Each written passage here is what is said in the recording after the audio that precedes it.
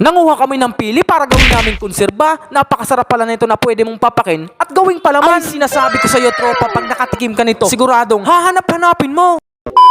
Umagang kay ganda na nagpunta kami kineteryo. Dito kasi kami mangunguha ng pili na gagawin namin konserba. At nandito na nga kami sa aming destinasyon. Dito na kami magsisimulang umakyat ng puno at kumuha ng pili. Gumamit pala ako dito ng mahabang panungkit para mas mabilis makuha ang mga bunga nito. At syempre, naging maingat din tayo mga tropa. Bawat galaw at hakbang ay dapat sigurado. Baka mahulog kasi tayo sa baba. Dito nga ay nakababa na tayo ng ligtas. Kaya sa puntong ito ay nagsimula na si Padre Ramil mag-ipon ng mga nasungkit nating pili. Medyo kakaunti pa lang to mga tropa. Kaya napakyat na din si Pantit. Yan, parang gagamboy lang ang galawan. Na ang sapot ay bubble gum. Mabuti na lang napakabilis ni Pantit manguha at manungkit ng pili. Kaya ilang minuto lang naming paghihintay ay nakarami na pala si Pantit. Kaya agad namin itong pinagdadampot at inipon at ininilagay sa dala naming plastic. Ayan, medyo madami na ito. Kaya napagpasyahan namin na magdahan-dahan na kami pa uwi. Medyo mabigat pala to mga tropa. Kaya nagpasalit-salit kami ng dala. Pagdating namin ng bahay ay agad namin itong inilagay sa malaking planggana. At sinimula na nga itong pagtatagay ni Padre Ramil. Hinati niya nga lang ito sa gitna. Nagtulong-tulong na nga kami sa paghati ng mga pili at pag-alis ng mga laman nito. Ito na ang gagamitin natin sa gagawin nating konserba. Habang nagtatrabaho ang mga tropa natin ito, ay agad muna akong nagmotor papuntang bayan. Bibili pala ako ng tamis. Ito pala yung pinakasangap natin sa paggawa ng konserba. Pagkabili ko nga dito, ay agad din akong umuwi. Pagdating ko ng bahay, ay natapos na palang nilang alisin yung mga pili. At nagkayod na rin tayo ng niyog. Gagamitin kasi natin ang gata nito. Hinugasan na rin namin yung mga pili. Siyempre, para malinis. At inalis na rin namin ang mga balat nito. Ayan, malinis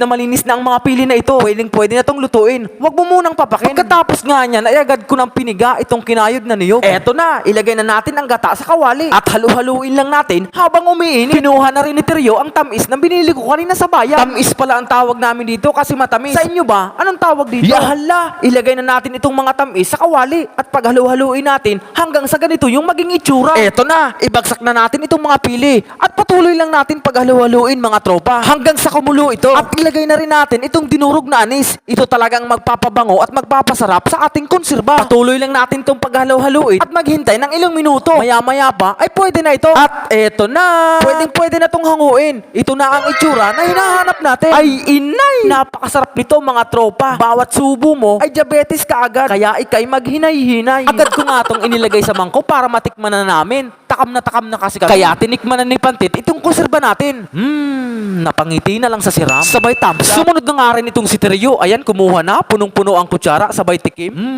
Mukuguno na sang siram. Sabay thumbs up. Pati si Padre Ramil kumuha na at tumikim na rin. Bigiluno na sang siram. Sabay thumbs up. At syempre, hindi tayo magpapahuli. Titikman ko na rin itong konserba. Wow na wow. Napakasarap talaga mga tropa.